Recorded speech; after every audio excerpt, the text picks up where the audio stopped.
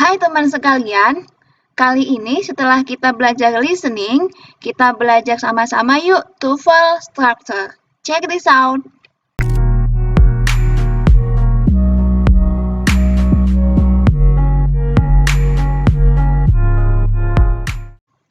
Baik, di dalam TOEFL structure ini agak berbeda dengan listening, di mana kalau di listening itu kita tidak bisa kembali ke halaman sebelumnya.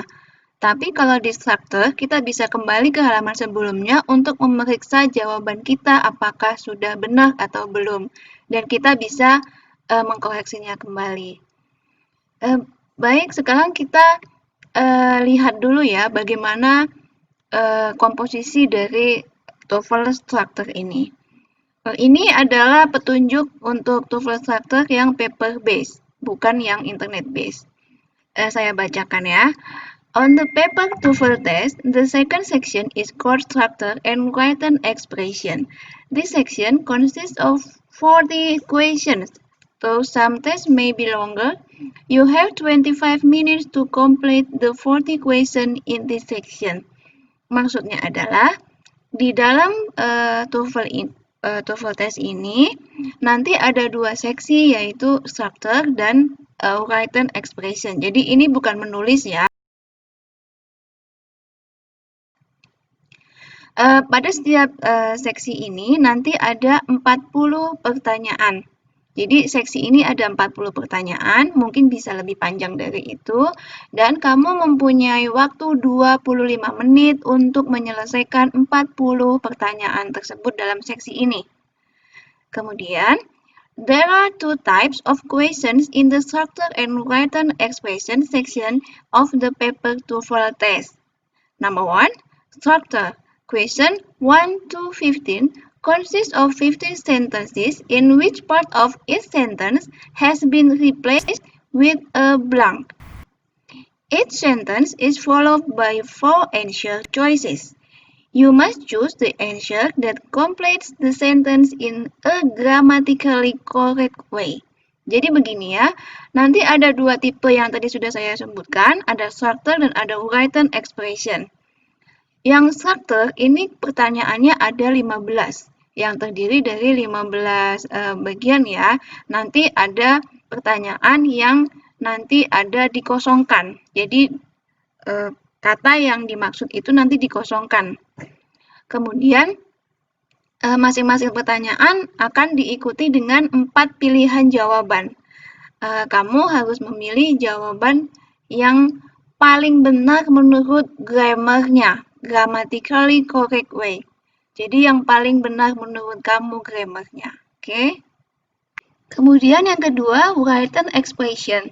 Written expression, questions number 16 to 40, consists of 25 sentences in which 4 words of groups of words have been underlined.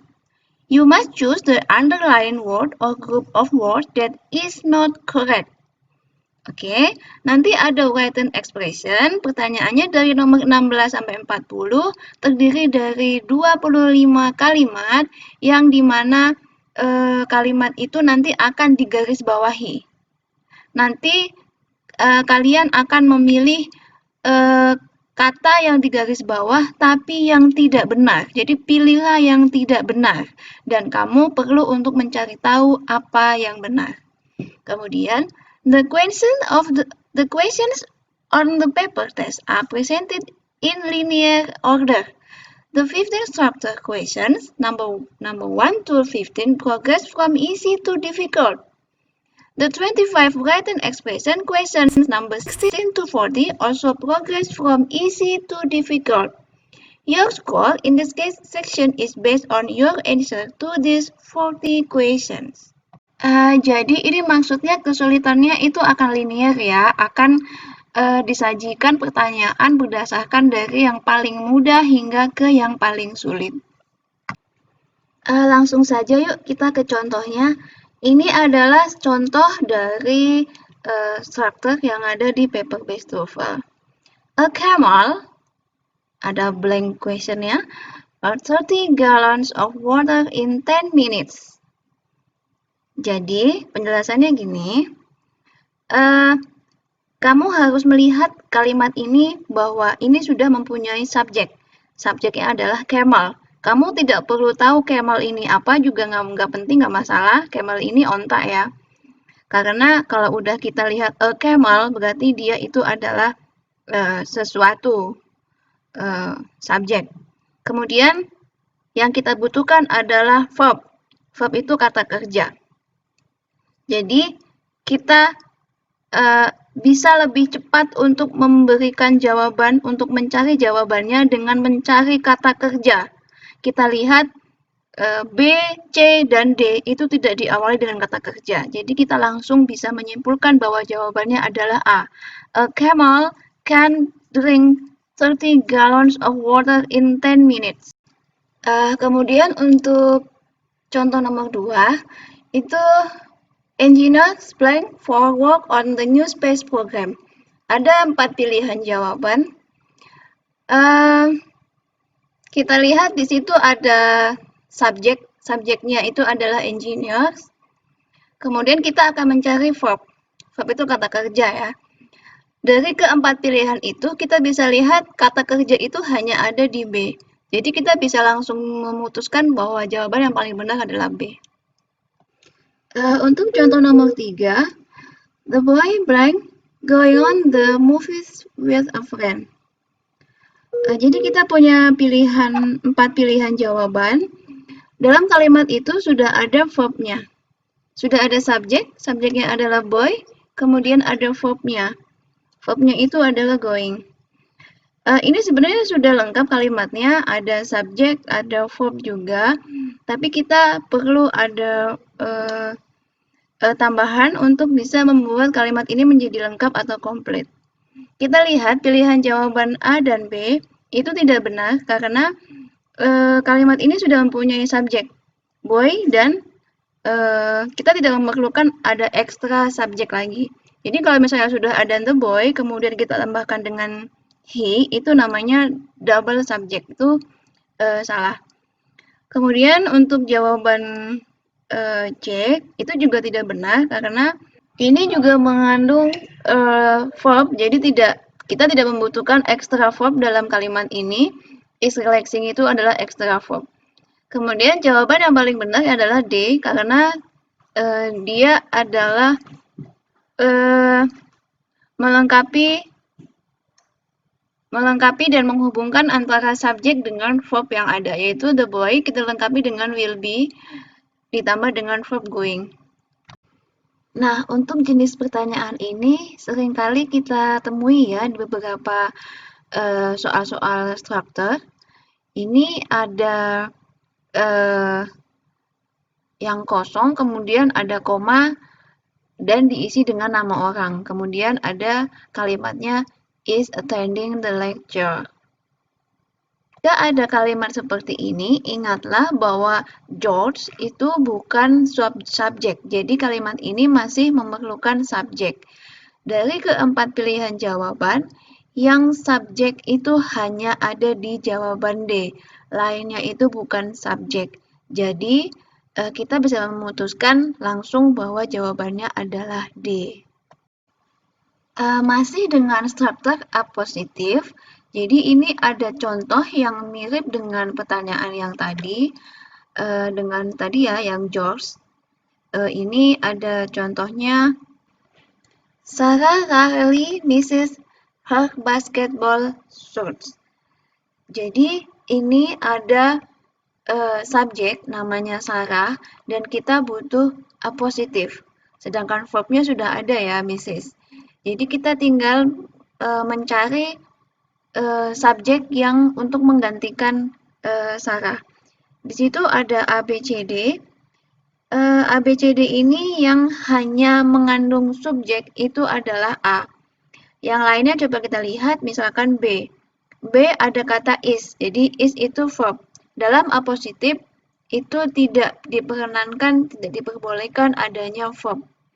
Jadi jawaban yang paling tepat adalah jawaban A. Yang lainnya itu mengandung subjek dan verb itu tidak diterima dalam apositif.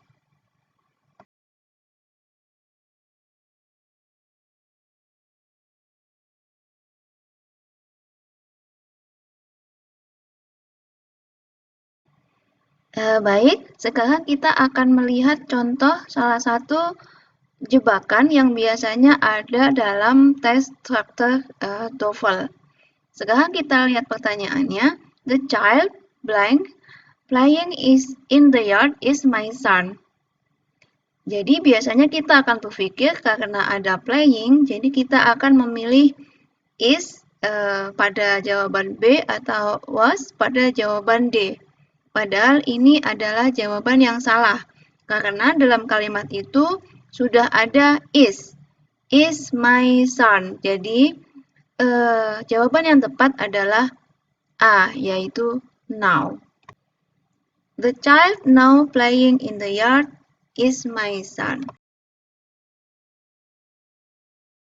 Pertanyaan yang selanjutnya, kalau yang tadi adalah present, sekarang yang past participle.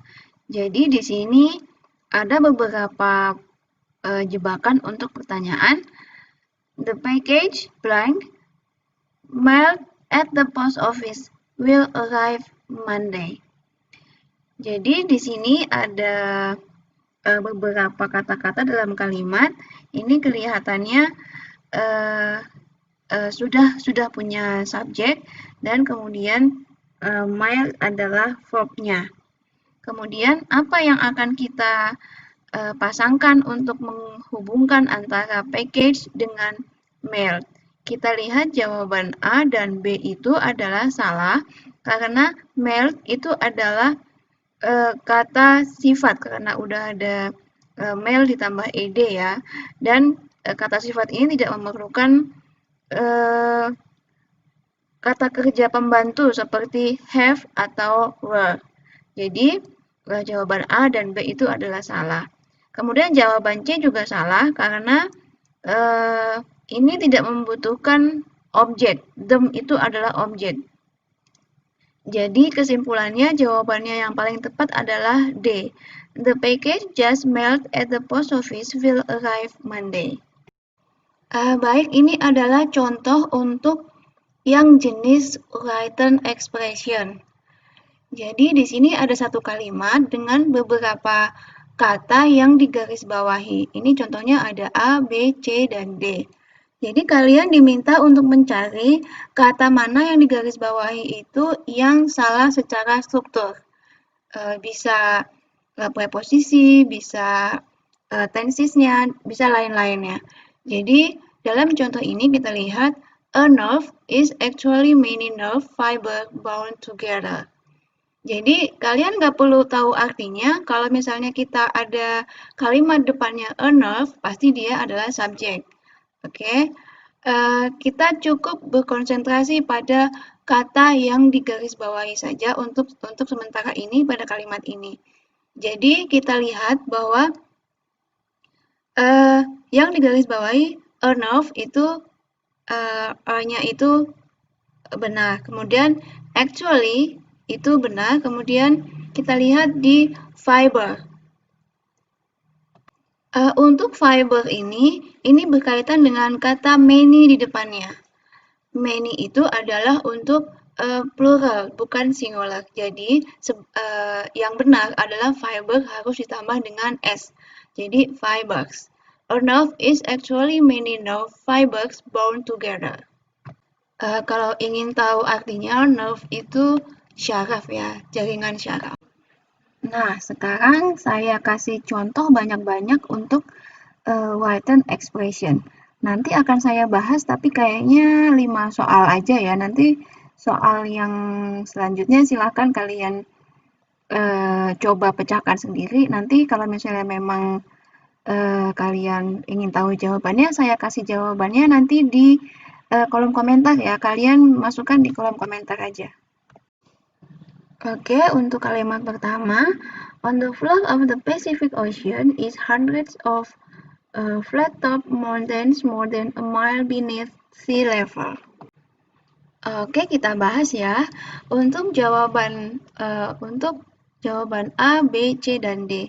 Kita lihat bahwa tidak ada masalah di kata yang A, the floor of. Kemudian tidak ada masalah dengan kata yang di C, flat top. Kemudian di yang D, yang more than juga tidak ada masalah. Sekarang kita lihat yang B, yaitu is. Ini adalah jenis namanya infection. Kita yang udah pernah pelajari di sekolah, infection itu jadi seperti ini. Kalau misalnya the floor of itu kan seperti jamak ya, lantai itu kan luas dan kalau di Pacific Ocean itu tidak bisa dihitung. Artinya kita tidak bisa menggunakan is, jadi kita harus menggunakan are. Untuk soal yang kedua, because of the flourish with which John Hancock signed the Declaration of Independence, his name became synonymous with signature. Saya kira jawaban A, B, dan D tidak ada masalah. Kita lihat di jawaban yang C, yaitu become. Ini ada kaitannya dengan signed, yang di belakangnya Hancock. Jadi sign itu kan past.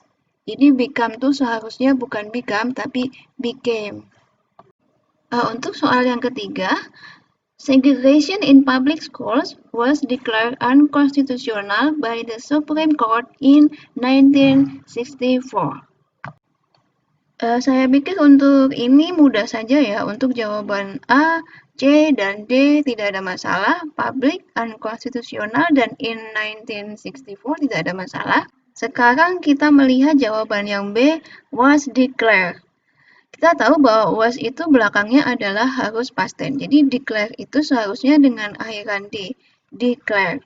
Untuk soal berikutnya, Sirius, the dove star, is the most brightest star in the sky with an absolute magnitude about 23 times that of the sun. Untuk soal ini, saya sudah bisa langsung melihat jawabannya, yaitu kata yang salah. Ini tipikal sekali ya untuk tes TOEFL model structure ini. Yang I need the most brightest ini adalah jebakan.